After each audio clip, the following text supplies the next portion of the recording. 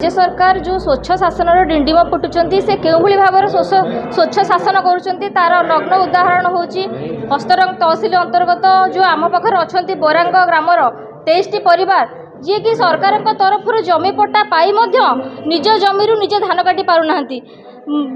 पड़ोशी ग्राम आलसाईर केते जण मुंड गणिता लोक से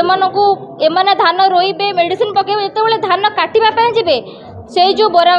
आलसाई ग्रामर केतोटी मुंड गणिता लोक एमानकु माड़ मारी से घरे पशि घंटा बाड़ी महिला मानक असदाचरण कर धान को दीर्घ 2019 मसीह काटि नहीं बाबद अस्तरंग थाना दीर्घ प्राय 100 ऊर्ध्व एतला दिखाई अस्तरंग थाना आईआईसी माने कोमा पलटि तेणुक यही बाबद बरांगवासी संगठन द्वारस्थ होती। आज आम सांबादिक सम्मेलन दाबी रखुचु जो लोक मैंने सेमानकर जमीर धान काटुचंती एवं कहा बल से बलियान होइकी आईआईसी हाईकोर्ट ऑर्डर को मानुना तार एक उच्च स्तरीय तदंत करा जाओ एवं जो जमीर सेमानकर बेआईन भाव माटी उठाउचंती एथिरे तहसीलदार कलेक्टर सब कलेक्टर को जना जायथिले सेमाने चुप तेणुक यार एक उच्च स्तरीय तदंत करा जाओ जदि प्रशासन एमानकु न्याय देबारे विफल हुंती तेबे जेमती नजर अच्छी संगठन पल्ली दिल्ली पर्यंत लोक न्याय देवाई आंदोलन करे से ही पद्धति एमानकु न्याय देवाई संगठन आंदोलन करिवो। काटिबा गला बेले आलसाईर किछि मुंड गणिता लोक तांकू घंट बाड़ाई मात्राधिक संख्यार आसी तांकू असदाचरण माड़ मारिबा लहुलुहाण करबा एमितिक बाड़ेकी नदी रे फिंगी देवा कथा एक नियारा घटना। यही घटना उपरे आमे आज आपण मानक जरिया रे तांकू न्याय मागुछु। जदि न्याय न मिले आगामी दिन में हजार हजार संख्यार लोक राजरास्ता को ओह्लेबे नवीन निवास को जीवे एवं एथिरे जदि पछपटे कौन राजनेता एवं विधायक कि स्थानीय पूंजीनेता माने सपोर्ट करुँच सामना को अणागला एमानकु न्याय देवाई राजर संगठन राजरास्ता को ओह्लाइबा सहित आगामी दिन में सारा अस्तरंगर दलित लोक कहले जो आमर बाउरी एवं सेठी मल्लिक एमानकु एकाठी करा जाई तांको विरुद्ध रे विहित कार्यानुष्ठान सरकार पाखरे दाबी रहिबो। लोक माने एमाने जाउचंती सेठी धान रोउचंती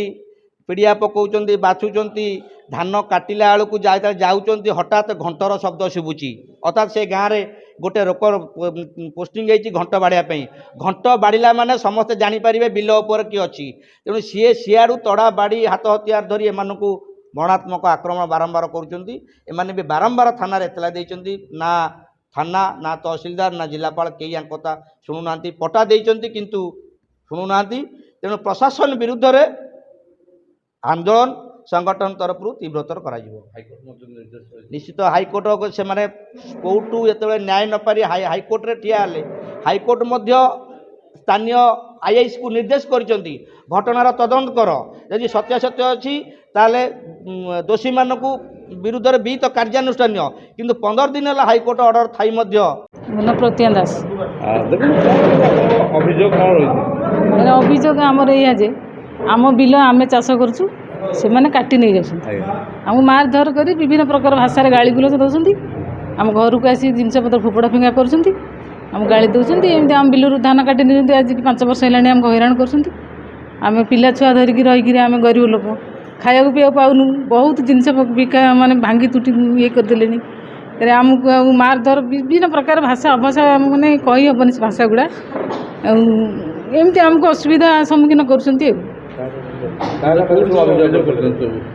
थाना जनईचु थाना वाला भी सेमती विशेष शुणुना कोर्ट को जाइलु कोर्ट भी सेमती ये कले हाईकोर्ट जाइए हाईकोर्ट जहाँ विचार करेंगे न शुणा गले आम माने बहुत दूर को जापर कहीं आम जमी पाइबा आम चेष्टा करूँ जिते दूर को जावाक चाहिए भी आम जापर डीओबेगारी मौजा आलसाई पंचायत डीओबेगारी मौजा दीर्घ दिन है चाषबास कर चलुले सरकार ये गरीब लोक एक अनुकंपामूलक एकर लेखा जमी प्रदान कले जेहेतु से भले चलीपर किंतु पड़ोशी ग्राम आलसाई मौजार किछि दुर्दांत श्रेणी लोक खल प्रकृतिर लोक ये हरिजन बाउरी मानक किमिति चाष उच्छेद करूँ धान सब वर्ष काटी नेबू ये प्रयास जारी रखिले ଯାହାଫଳରେ ଆମେ ହାଇକୋର୍ଟର ଦ୍ୱାରସ୍ଥ ହେଲୁ। ମାନ୍ୟବର ହାଇକୋର୍ଟ ନିର୍ଦ୍ଦେଶ ଦେଲେ, ଆଇଆଇସିକି ଦେଲେ ୟାର ତଦନ୍ତ କରି ତାଙ୍କୁ ଉଚିତ ନ୍ୟାୟ ଦିଅ। କିନ୍ତୁ ତହସିଲଦାରଙ୍କୁ ମଧ୍ୟ ଆମେ ଆପତ୍ତି ଜଣେଇଲୁ। ଏବେ 8 ଦିନ ଭିତରେ ବର୍ତ୍ତମାନ ସୁଦ୍ଧା ଆମ ସେହି ସମ୍ପତ୍ତିରୁ ସେମାନେ ବାଲି ମାଟି ତାଡ଼ି ଜେସିବି ଦ୍ୱାରା ତାକୁ ଚୋରି କରି ରାତିରେ ବିକ୍ରି କରୁଛନ୍ତି, ଯାହାଫଳରେ ସେମାନେ ଆମ ବିରୁଦ୍ଧରେ ସେହି ଟଙ୍କାରେ ଖର୍ଚ୍ଚ କରିବେ। କିନ୍ତୁ ଆଜି ପର୍ଯ୍ୟନ୍ତ ହେଲା କୌଣସି ସରକାରଙ୍କ ତରଫରୁ ଆମେ ଯେତେ ଆପତ୍ତି କଲେ ବି କେହି ଶୁଣୁନାହାନ୍ତି। କିନ୍ତୁ ଆଜି ଆମର ସ୍ଥାନୀୟ ବିଧାୟକ ମାନ୍ୟବର ତୁଷାରକାନ୍ତ ବେହେରା ତାଙ୍କ ପାଖକୁ ଗଲେ ମଧ୍ୟ ସେମାନେ ତା'ର କୌଣସି ସୁଯୋଗ ଆମକୁ ଦେଉନାହାନ୍ତି, କୌଣସି ନ୍ୟାୟ ଦେଉନାହାନ୍ତି। ଆମେ ସମସ୍ତେ ଏଇଭଳି ନ୍ୟାୟ ପାଇବା ଆଶାରେ ଆମର ଜାତୀୟ ଦଳିତ ଆଦିବାସୀ ମାଇନରିଟି ସଂଘ ଦ୍ୱାରା ଆସି ପହଞ୍ଚିଲୁ। ଆପଣଙ୍କ ମାଧ୍ୟମରେ ଏକ ସାମ୍ବାଦିକ ସମ୍ମିଳନୀ କଲୁ, ଯେଠିକି ଆପଣମାନଙ୍କ ମାଧ୍ୟମରେ ଆମେ ସମସ୍ତେ 23 ଜଣ ପରିବାର ଭଲ ନ୍ୟାୟ ପାଇପାରିବୁ। ଆଗାମୀ ଦିନରେ ଆମେ ସୁରକ୍ଷା ପାଇବୁ ଏବଂ ଧାନ ଫସଲ କରି ଆମେ ସୁଖରେ ରହିପାରିବୁ। କିନ୍ତୁ ଯଦି ସରକାର ଏ ପଦକ୍ଷେପରେ ଅବହେଳା କରନ୍ତି, ତେବେ ଆଗାମୀ ଦିନରେ ଆମେ ସରକାରଙ୍କ ନବୀନ ନିବାସକୁ ପଦଯାତ୍ରା କରିବୁ ହଜାର ହଜାର ସଂଖ୍ୟାରେ। ଯଦି ସେଥିରେ କିଛି ଟାଳଟୁଳ ନୀତି ସରକାର କରନ୍ତି, ତାହେଲେ ଆଗାମୀ ନିର୍ବାଚନରେ ଆମେ ସମସ୍ତେ ଜାତିର ସ୍ତ୍ରୀ ପୁରୁଷ ମହିଳା ଛୋଟ ଶିଶୁ ସମସ୍ତେ ଏକାଠି ବସି ଭୋଟ ବର୍ଜନ କରିବାର ପଦକ୍ଷେପ ଗ୍ରହଣ କରିବୁ।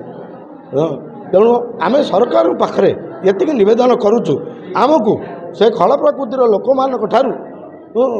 ଆମ ସମ୍ପତ୍ତିକି ସୁରକ୍ଷା ଦିଅନ୍ତୁ ଏବଂ ଆମେ ଦୀର୍ଘଦିନ ସେ ସରକାରଙ୍କ ପାଖରେ ଆମେ ଋଣୀ ରହିବୁ।